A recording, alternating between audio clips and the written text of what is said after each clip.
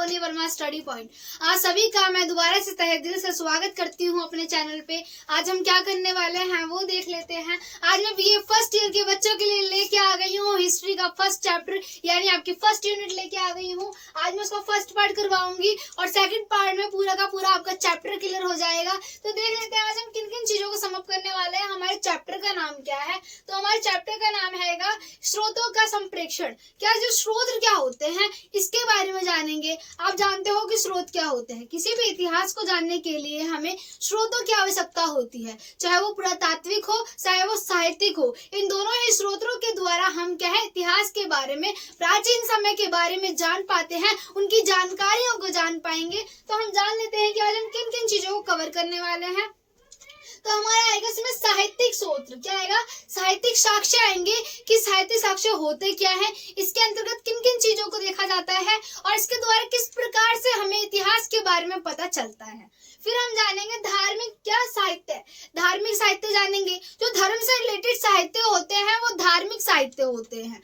फिर हम जानेंगे गैर धार्मिक साहित्य, वो साहित्य जो धर्म से रिलेटेड नहीं होते हैं। जैसे कि आप जानते हो अकबर के बारे में, अकबर की आईने अकबरी, इन सब चीजों के बारे में हम जानेंगे। तो ये क्या धार्मिक साहित्य है? नहीं। ठीक है, तो हमने ये समझा। फिर हम जानेंगे जो विदेशी साहित्य होता है। विदेशी कौन होते? जैसे इब्न बतूता आया था, अल ब्रूनी आए थे, है ना, ये लोग आए थे। कहाँ से? फ्रांस से आए थे, कोई अरब से आए थे, ये दूर दूर देशों से आए थे, है ना। तो इन लोगों ने क्या किया? भारत आए, इन्होंने भारत का विश्लेषण किया विस्तार से, उसके बाद भारत को समझा और इसके बारे में अपनी पुस्तक में लिखा कि भारत है क्या। ठीक है, तो इन्होंने विस्तार से चीजों का वर्णन किया। तो हम विदेशी साहित्य को भी जानेंगे और हमारे जो साहित्य है, साहित्य के साक्ष्य होता क्या है वो जान लेते हैं।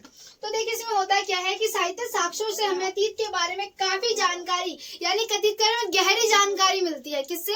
हमें साहित्य से अतीत के बारे में यानी पास्ट के बारे में पता चलता है। इसके बाद क्या है कि साहित्य साक्ष्यों से हमें कालक्रम, लिपि, लेखन शैली और लेखकों का व्यक्तिगत पक्षपात जुड़ी समस्याएं भी आती हैं। अब मुझे आप बताइए कि प्राचीन समय में लोग रहते थे, उन्होंने जो अभिलेख लिखे होंगे, अभिलेख होंगे, शिलालेख होंगे, स्मारक होंगे, मृदभांड होंगे, यानी पुरातात्विक साक्ष्य, ठीक है, और साहित्यिक साक्ष्य, इनके द्वारा हम पता करेंगे कि उस समय उनकी समस्याएं क्या थी, उनके पास किन किन चीजों का उन्होंने उपयोग किया था अपने दैनिक जीवन की चीजों को पूरा करने के लिए, यानी दैनिक जीवन की जरूरतों को पूरा करने के लिए उन्होंने किन किन चीजों का उपयोग किया था। ठीक है, तो इसमें हम जानेंगे क्या वो कालक्रम क्या था। अब तो हमारे पास टेक्नोलॉजी है, आधुनिक हो चुके हैं, हम विकास करने लगे, हम विकासशील देश है। तो हम पता करते हैं कि जो कोई पुरातात्विक साक्ष्य है वो कितना पुराना है, कितने समय पुराना है, इसके बारे में हम मशीनों के द्वारा प्राप्त कर लेते हैं कि वो कितना पुराना है। मशीनों से हम किसी भी शिलालेख के बारे में जान सकते हैं वो कितना पुराना है। ठीक है,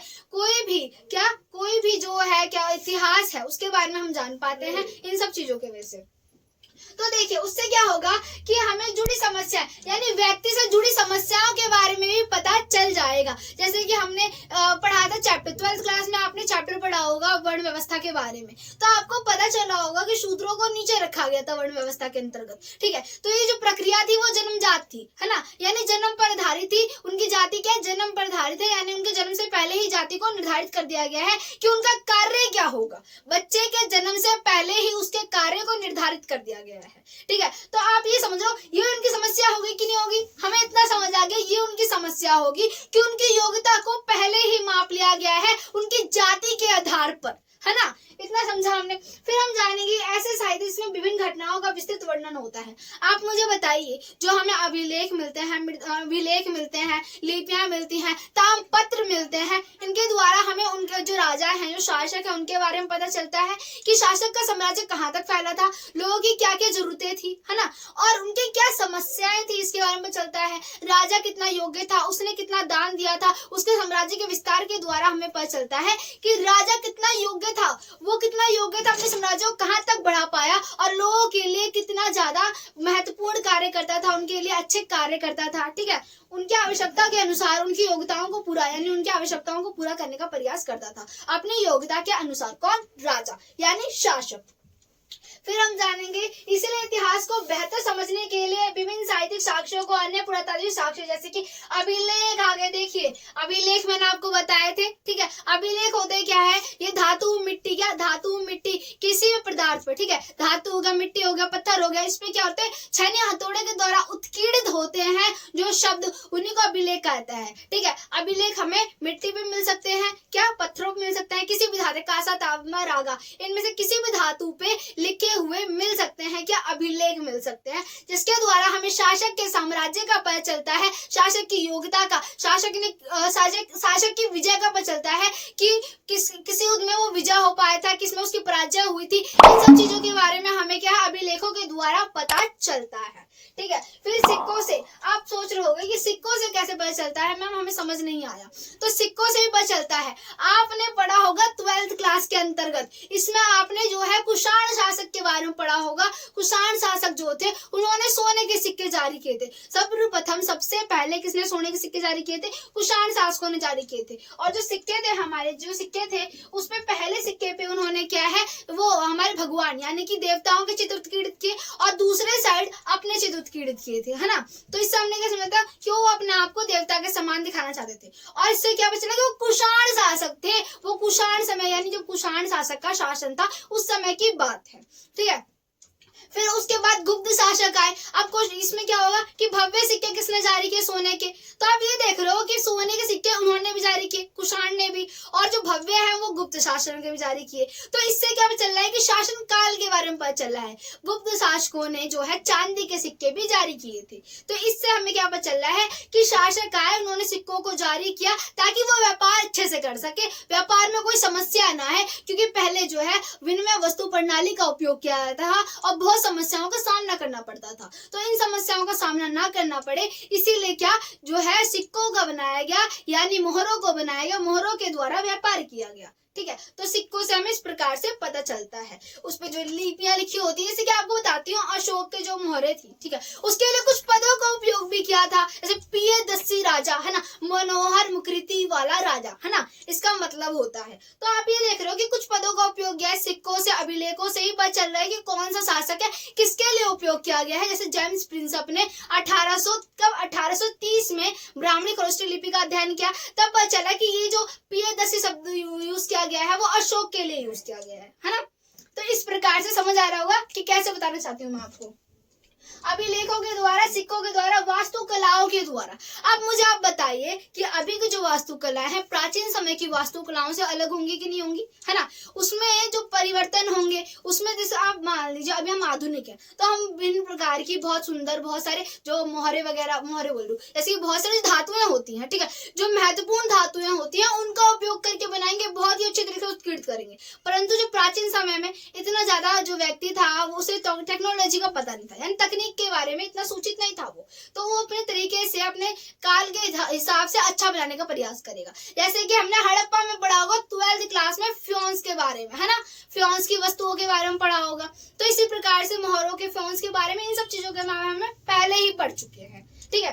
तो इससे क्या है, हमें वास्तुकलाओं के बारे में पता चलता है, ठीक है। जैसे कि हमने क्या है साहित्यिक साक्ष्य जो है वो देख लिए कि होते क्या है, किसके द्वारा हमें इतिहास के बारे में पता चलता है। और हम जानेंगे, देखो इसमें धार्मिक साहित्य दिख रहा होगा आपको, गैर धार्मिक, विदेशी साहित्य। तो ये साहित्य है उसे हम 3 पार्ट में डिवाइड कर सकते हैं। जैसे कि आप धार्मिक साहित्य डाल दोगे, धार्मिक साहित्य वह साहित्य होते हैं जो कि धर्म से रिलेटेड होते हैं, ठीक है। अब देख लो धर्म से रिलेटेड कौन कौन से होते हैं, हमारे पुराण हो गई, महाभारत, रामायण, भागवत गीता, और उसके बाद मनुस्मृति और धर्मशास्त्र आदि, ये सब क्या हो गई हमारी, क्या ये हो गई हमारी धार्मिक साहित्य। ये हमारी क्या हो गई, धार्मिक साहित्य। इसमें हमारा न्याय सूत्र, ये सब चीजें जो है हमारे धार्मिक साहित्य के अंतर्गत आती हैं, जिसके द्वारा हमें जो है कि पता चलता है कि महाभारत में क्या घटनाएं हुई थी, रामायण में क्या घटनाएं घटी थी, पुराण में किन चीजों को बताया गया है, जैन धर्म, बौद्ध धर्म है क्या, ये कब आया था, जब क्या बोलते हैं हिंदू धर्म में क्रूरतियां आने लग गई थी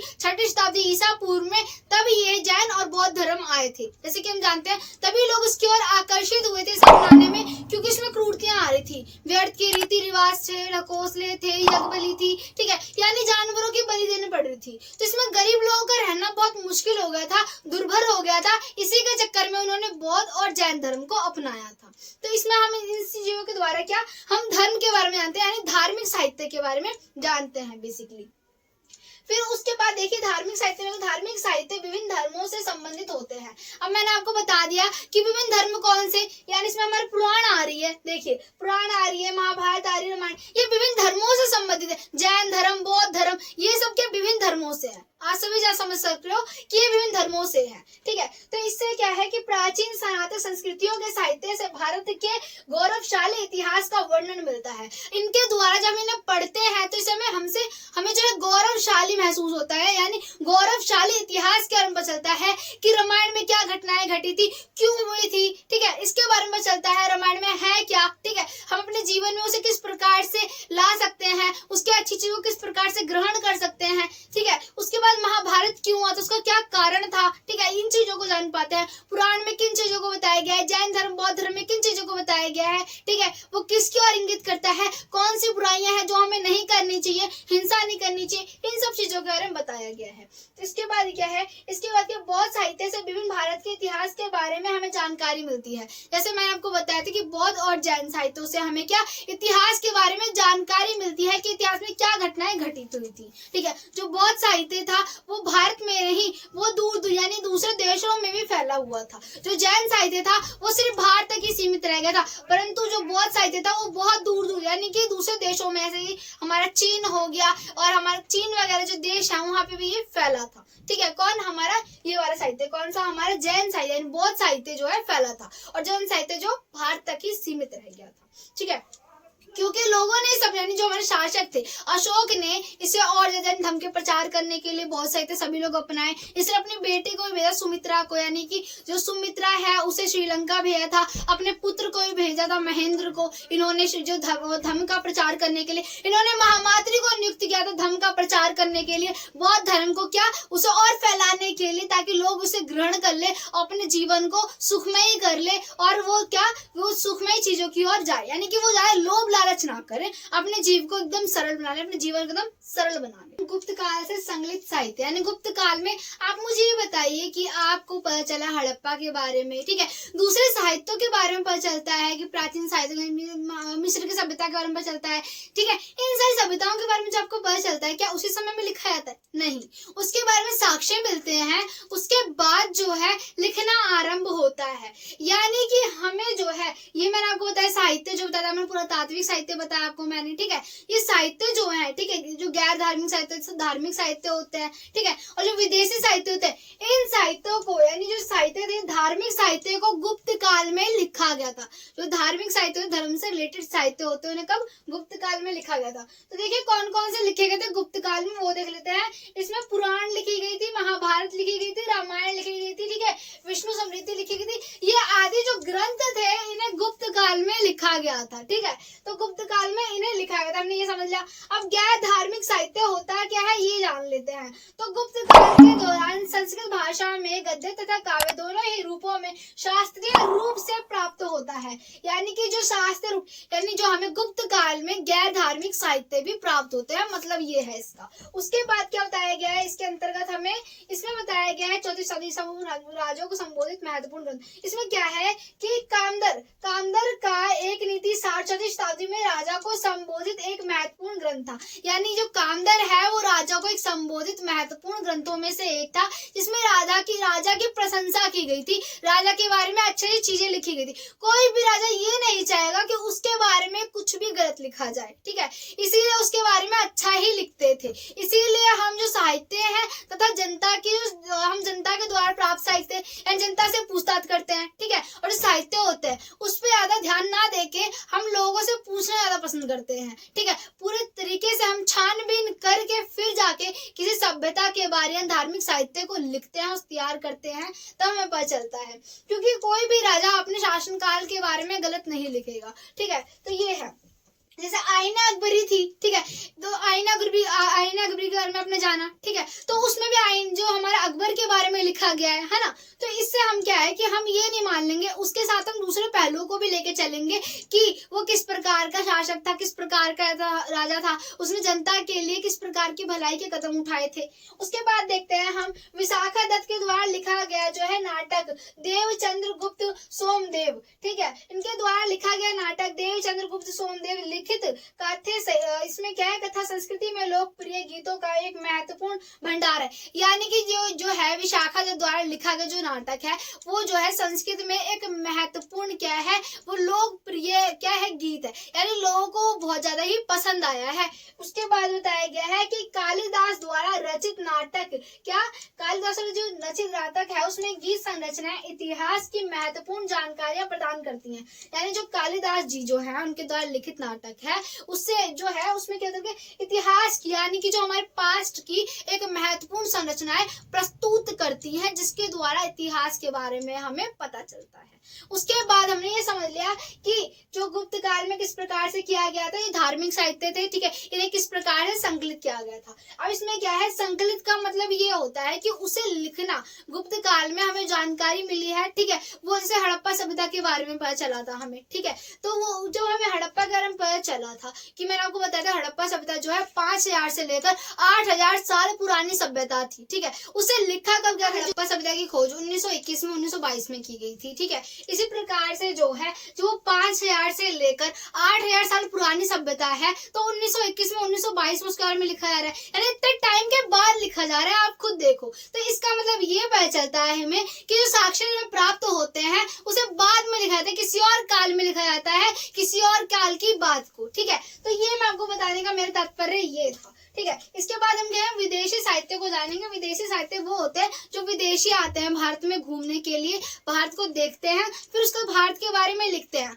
अगर उन्हें कोई खूबी यानी अच्छा लगता है भारत, तो भारत के बारे में विशेषता लिखते हैं, उसकी आलोचना भी करते हैं, इन सब चीजों को बताते हैं वो अपने द्वारा, ठीक है, अपनी किताबों में लिख देते हैं, अपने ग्रंथों में लिख देते हैं। इसमें क्या है विदेशी साहित्य ऐसे साहित्य होते हैं जो कि भारत में आए विदेशी विद्वानों द्वारा लिखे जाते हैं, इन्हें यात्रा वृत्तांत भी कहा जाता है। यात्रा वृत्तांत यानी वो यात्रा करने आए हैं भारत, यात्रा करने के दौरान भारत को उन्होंने देखा, भारत के बारे में भारत को देखा, उसकी जानकारी को प्राप्त किया, फिर जाकर उसे लिखना आरंभ किया अपनी किताबों में, ठीक है। उसके बाद क्या है इसे यात्रा वृत्तांत भी कहते हैं। और फिर ऐसे ही साहित्य जिन्हें विदेशी लिखते हैं, भारत के इतिहास की जानकारी को विदेशी साहित्य कहा जाता है। जैसे कि देखो चीन के आए थे, फाइयान आए थे, ठीक है, फाइयान ने लिखा था, चीनी थे, ठीक है, वो भारत आए, उन्होंने भारत के बारे में लिखना आरंभ किया अपनी पुस्तक में। फिर इसी प्रकार से अरब से आए थे, इब्न बतूता आए थे, अलब्रूनी आए थे, अलबिंदूरी आए थे, और ये है हमारे मसूदी, ये आए थे, अलब्रूनी, इब्न बतूता, ये सब आए थे कहाँ से, अरब से आए थे, ये भी भारत आए, घूमा इन्होंने, और उसके बाद क्या भारत का लिखना आरंभ कर दिया। यहीं पर पूरा का पूरा चैप्टर समाप्त होता है, हमारा जो पार्ट 1 है वो समाप्त होता है। और आशा करती हूँ आपको वीडियो अच्छी लगी होगी। I hope